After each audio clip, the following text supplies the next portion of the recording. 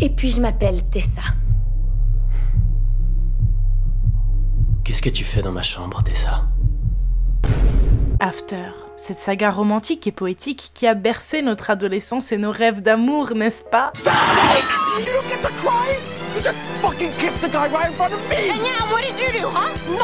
Et oui, si After se nomme ainsi, c'est parce qu'il y a clairement un avant et après l'avoir lu. Qui n'a jamais rêvé de tomber amoureuse d'un Anglais au regard ténébreux, aux tendances au harcèlement, et qui a des daddy issues non résolus?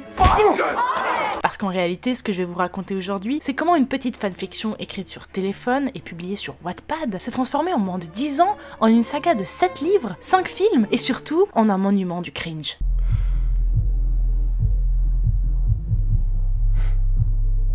Il est plus moi-même que je ne le suis.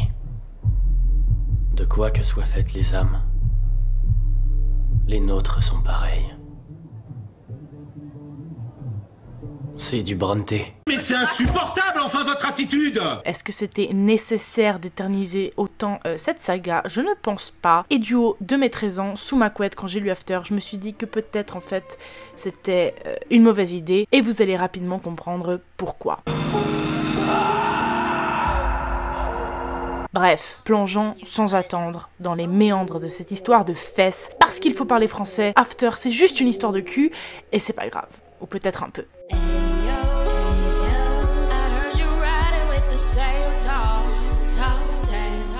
Si vous ne connaissez pas After, laissez-moi vous résumer brièvement cette histoire digne d'une pièce de Shakespeare. L'histoire commence aux États-Unis avec Tess, une jeune femme brillante à l'avenir tout tracé, qui est un peu trop surcouvée par sa mère et qui est en couple avec un gentil garçon, le gendre idéal, Noah. Mais spoiler, Noah, on s'en bat les couilles, parce que Tess va pour ses études emménager sur le campus de l'université et elle va rencontrer là-bas Steph, sa colocataire de chambre un peu gothique. Celle-ci va l'amener à une soirée étudiante dans une frat house où elles vont jouer à action ou vérité. Et oui, parce qu'on a 12 ans. Action ou vérité? Quoi? Action ou vérité? Non. Si, Non. c'est pas un jeu de gamin, ça? Pas quand tu joues avec nous. Alors, Tessa. Lors de cette action ou vérité, on va apprendre que Tess n'a encore jamais goûté au plaisir charnel. Je le dis parce que c'est très important pour l'histoire. Attends. Est-ce que t'es vierge? Mais enfin, ça va pas! Mais elle va surtout rencontrer un bad boy, l'homme interdit, l'homme incompris, Arden, un jeune homme anglais tatoué et qui a des daddy issues. T'as envie de le faire? Tu t'amuses bien, Marie? Alors attends, par contre, je vais t'arrêter tout de suite.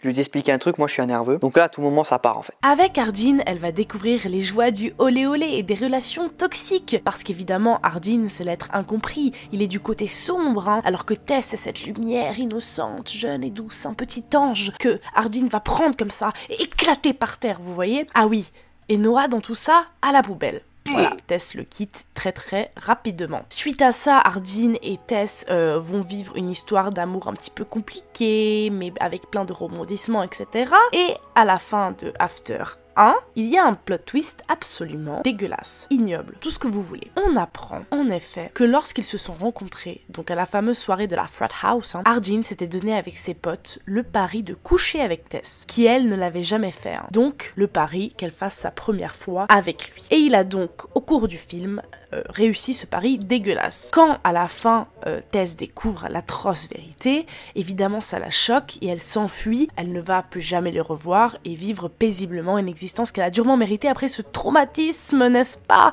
Non, car sinon on n'aurait pas eu 4 autres merveilleux films. Haha. Ardeen se confond en excuses, il la retient, il se justifie, genre oui, mais j'ai vraiment appris à t'aimer, j'ai changé, ça c'était le Ardeen du passé, I changed girl, I'm not the same anymore. Et finalement, il résume à peu près ce qui va suivre dans tous les restes des livres et des films, c'est-à-dire une interminable histoire de « Fuis-moi, je te suis »,« Pardonne-moi encore une fois s'il te plaît » et bien évidemment le fameux « Je baisais Molly ». Qui t'a embrassé? Personne! C'était Trevor? Non! Ma Tessa aurait jamais embrassé un étranger dans un club! Je suis plus ta Tessa, tu m'entends? Mais pendant que t'embrassais un gars, moi je Molly. D'ailleurs, c'est pour ça que personnellement, moi, je n'ai lu que les 3 premiers livres. J'ai pas pu continuer. Non mais attendez, en fait, je mens, j'ai lu que les 2 premiers livres parce que c'était de trop en fait. C'était trop répétitif, vous voyez. Bref, on reviendra sur ça. On reviendra surtout sur ce plot twist parce qu'il y a plein de choses à dire. Il y a aussi des différences très importantes entre le film et le livre. Le film a vachement aseptisé, alors que dans le livre, dans le livre, les gars, Hardin c'est le psychopathe originel, d'accord? Have you never been touched before? Parce qu'il faut d'abord qu'on aborde la genèse d'After. Les gars, c'est une histoire incroyable, vraiment. Et on va parler d'Anna Todd, l'écrivaine et le génie derrière la saga. Et quand je parle de génie, je ne mens pas, parce qu'elle a vraiment tout compris. Anna Todd naît en 1989 dans l'Ohio et elle grandit dans un climat familial plutôt compliqué car son papa se fait poignarder et sa mère souffre d'une addiction à la drogue. D'ailleurs, dans After, les parents sont tous plutôt problématiques et elle dit qu'elle a justement puisé son inspiration dans sa propre vie, ce qui est, je trouve, plutôt triste. À 18 ans, alors serveuse, parfois babysitter ou même maquilleuse, Anna rencontre un militaire du nom de Jordan Todd et se marie avec. Elle enchaîne les petits boulots mais s'ennuie un petit peu. Pourquoi? Parce que le travail de Jordan, militaire, est très prenant. Il s'absente parfois plusieurs mois pour se rendre en Irak, ils doivent souvent déménager pour se rapprocher donc de bases militaires, et c'est dans ce contexte de solitude qu'émergent chez Anna deux passions, One Direction et les fanfictions Wattpad. Si vous ne connaissez pas One Direction, alors là je peux rien faire pour vous. C'était il y a quelques semaines, les One Direction à Paris, pour la promotion de leur 2e album. Ils sont encore plus beaux que je l'imaginais. Et il y a Zayn qui m'a fait coucou. Des fans en folie, parfois au bord de l'évanouissement. Et si vous ne connaissez pas Wattpad, vous ratez vraiment quelque chose parce que c'est une application qui permet donc à n'importe qui de publier des histoires en ligne, telles que des fanfictions sur la vie de Macron, PNL, ou encore la très fameuse histoire dont je ne me remettrai jamais, chronique d'une gitane mariée de force à un inconnu, qui m'a traumatisée. Petite parenthèse, mais Wattpad c'est vraiment une plateforme super importante parce qu'elle a justement permis à de nombreuses femmes surtout de s'exprimer. C'est pas juste un nid de fanfiction bizarre, mais c'est vraiment un lieu d'expression. Mais je vais vous lire l'analyse d'une jeune femme que j'ai contactée sur Twitter à ce sujet, qui explique ça bien mieux que moi, vous allez voir. Je pense personnellement que le fait qu'il y avait très peu d'hommes sur l'application a permis aux jeunes femmes de dénoncer pas mal de leurs comportements toxiques, des choses destructrices de leur culture, mariage forcé notamment, et en même temps mettre celle-ci en avant pour la faire découvrir aux autres sans avoir des critiques masculines à base de t'as pas honte de parler de ça et tout le blablabla. Bref, Anna Todd se met à écrire sur son téléphone et elle écrit beaucoup. His mouth travels down to my neck, then my chest. His tongue dips down, and his hand massages one of my breasts. I feel the pressure building in my stomach, and it is pure bliss. I mean, that's some hot reading. Racontez-nous le jour où vous avez décidé d'écrire votre première nouvelle. C'était le dimanche 21 avril 2013. Je m'ennuyais. J'étais seule à la maison. Mon mari, alors militaire, était à l'entraînement à la base de Fort Hood au Texas. Je lisais sur Wattpad 2 fanfictions sur One Direction qui ne progressaient pas. Je n'avais jamais rien publié en ligne à l'époque, je n'avais même pas de compte Twitter. Je me suis mise à écrire le premier chapitre, puis le deuxième, le troisième. Ce fut libératoire, c'est devenu une addiction. En 2013, elle écrit et publie donc chaque semaine un nouveau chapitre de sa fanfiction sur Wattpad qui met en scène un personnage inspiré de Harry Styles qui deviendra petit à petit, vous l'avez deviné, notre anglais incompris Hardin. Didn't grow up in a house where I was told to go to college. I was told to get a job and be able to pay your bills and take care of yourself. By 2013, Anna wasn't just caring for herself. My son was a baby. He wasn't mobile yet, and he has a lot of medical conditions. I was just home with him all day, but I still could read, and I was obsessed with romance. Completely down a rabbit hole. D'ailleurs, l'inspiration ne s'arrête pas seulement à Harry Styles, puisque la majorité des personnages masculins d'After sont directement en fait des copier-coller des membres de One Direction. Par exemple, Z c'est Zayn Malik, London c'est Liam Payne, Nate c'est censé être Niall Horan, et Logan c'est censé être Louis Tomlinson. D'ailleurs, Anna s'est vraiment pris la foudre des Directioners dans la gueule, car beaucoup n'aimaient pas en fait la manière dont elle a dépeint Harry Styles, c'est-à-dire cette espèce de bad boy un peu turbulent, vous voyez. Like the story kind of evolved from that, so I feel like it would be weird for me to be like, hey Harry, you want to meet me? I wrote 7 books about you. So I just kind of kept it as like he was a muse for something, and I will always have like a gratefulness to him, appreciation for him being a muse for my writing, but I would never, I mean, he's a person, so I would never just like step into his life and try to meet him or anything. Et c'est vous, parce que, mais oui, bien sûr, votre parti. Mais qui elle est celle-là? So, I took my girlfriend out to the cinema the other night to watch a film she wanted to watch. It was called After We Collide. And then I got out of the cinema and realised that the film was based on characters that were all from One Direction. Which I mean was just the funniest thing ever. I've been sat watching that film for however long it was, an hour and whatever. It was about us. La story Wattpad prend rapidement, mais très rapidement de l'ampleur, avec plus d'1 million de lecteurs en 2013, donc la même année où elle a commencé à écrire, ce qui en fait le plus gros succès de l'époque sur l'application, et rapidement, il y a une maison d'édition qui sent le bon filon, l'argent, Simon & Schuster. Cette maison d'édition propose un contrat à Anna Todd pour publier After en physique au montant d'un minimum de $100 000. Je n'ai pas le chiffre exact malheureusement, mais c'est énorme si jamais. Et c'est le premier réel gros contrat entre une maison d'édition et l'application Wattpad, ce qui fait qu'Anna a vraiment ouvert une porte à ce niveau-là, et ça a très bien marché puisque le premier tome a été vendu en physique à plus de 15 millions d'exemplaires à travers le monde. Petite anecdote, mais le pays où le livre a étonnamment bien marché, enfin plus que dans d'autres, c'est en France. Voilà, vous faites ce que vous voulez de cette information. Objectif, organiser un flash mob en l'honneur de leurs idoles pour attirer leur attention. Elles sont une centaine aujourd'hui à s'être réunies et préparent cet événement depuis 2 mois. Si j'avais envoyé mon manuscrit à Simon & Schuster à mes débuts, il aurait été jeté à la poubelle, c'est certain. Mais grâce à ma fanbase et à mes millions de lecteurs en ligne, il a retenu leur intérêt. Nous sommes entrés dans une ère où les écrivains et les écrivaines ont repris la main. Et c'est très bien comme ça. Anna Todd a écrit la suite de la saga très rapidement après, et on se demande tous pourquoi. Mais oui, je suis millionnaire. Elle a aussi écrit d'autres livres un peu plus intimes, tels que The Brightest Stars, où elle décrit une histoire d'amour entre une femme et un militaire qui souffre de syndrome post-traumatique.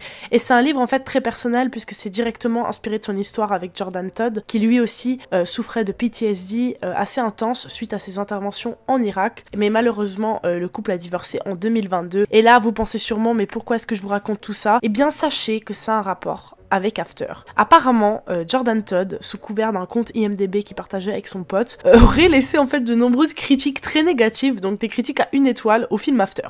Voilà, je trouvais ça marrant. Parlons à présent des films After, cette horreur du 21e siècle. J'abuse un petit peu, mais quand même.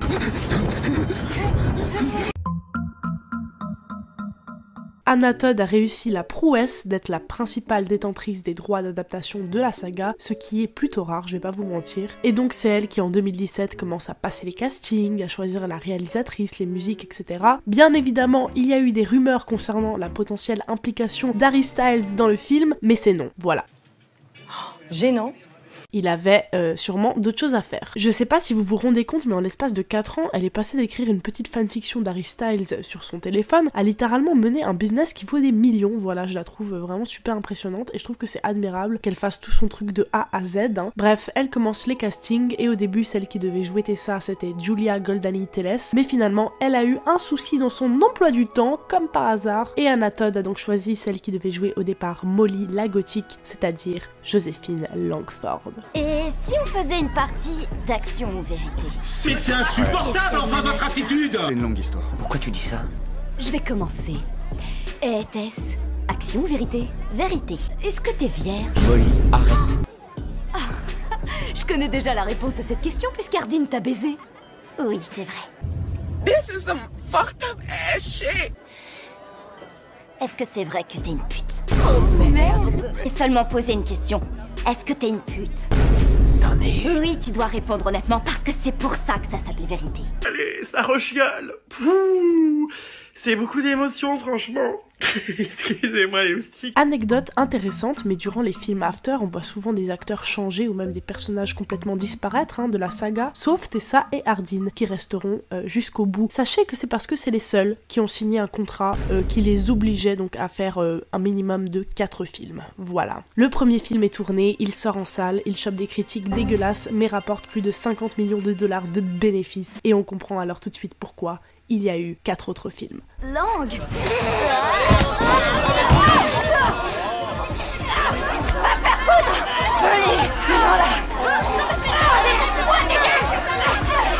Parlons maintenant de ce qui m'a le plus choqué, le scandale du plot twist immonde. make her fall in love with me. And then I'll just turn it off. Tessa, that was before everything. Donc, dans les films, comme je vous l'avais dit avant, on découvre que Hardin a parié sur la virginité de Tessa avec ses potes, ce qui est dégueulasse. Mais on va jouer à un petit jeu pour rendre tout ça un petit peu spicy. Je vais tenter d'être l'avocate d'Hardin. Je vais donc essayer de défendre cet homme et vous allez voir que c'est impossible. Vous pouvez m'appeler Maître Mystique, c'est parti. Donc dans les films, il a parié sur sa virginité, mais on peut se dire oui, il regrette le pari, ce n'est pas la fin du monde, il a juste dit ça parce qu'il était bourré, n'est-ce pas? Mais est-ce que vous savez ce qui s'est passé dans le livre? Dans le livre, Tessa apprend que non seulement Hardin a parié sur le fait qu'il allait coucher avec elle, mais qu'en plus, pour prouver qu'il avait réussi, qu'il a montré les draps tachés de sang et les préservatifs usagés à ses potes. Je vais vomir. Alors là, je suis toujours son avocate. Peut-être qu'Hardin a eu un passé difficile. Le pauvre, il était juste égaré sur le moment. Sauf que dans un des derniers films, on apprend que par le passé, Hardin avait fait tourner des photos dénudées d'une de ses ex, ce qui avait tout simplement détruit sa vie. J'adore rire. Lui, c'est peut-être un charreau, c'est peut-être un écœur de gonzesse, mais il trompe ses meufs, ok, il a des défauts, mais c'est un mec vrai quand même. Mais bon, peut-être que ce n'est pas la fin du monde, n'est-ce pas? Voilà, il est juste un petit peu fourbe, les fourberies de Scapin. Ah, mais je vois quelqu'un se lever dans la salle pour tenter d'enfoncer mon client. C'est vrai qu'il casse tout quand il est fâché, qu'il essaye sans arrêt d'isoler Tessa, qu'il s'énerve quand elle essaye d'aller voir ailleurs quand ils sont en pause, alors qu'il baise tout ce qui bouge à la moindre occasion. Trevor, I'm not fucking playing with you. Shut the fuck up and listen to me. Je ne peux tout simplement pas défendre cet homme. Hardin, la sentence est tombée. Tu es une grosse merde.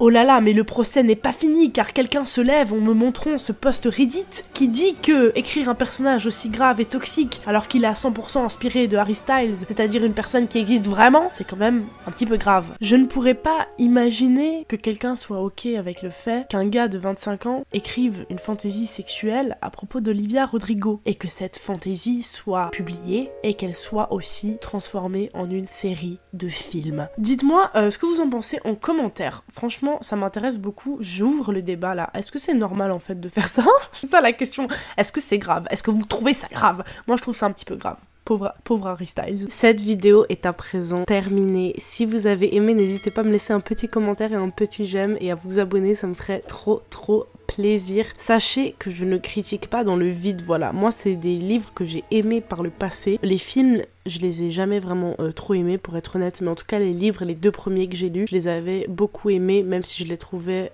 très problématiques.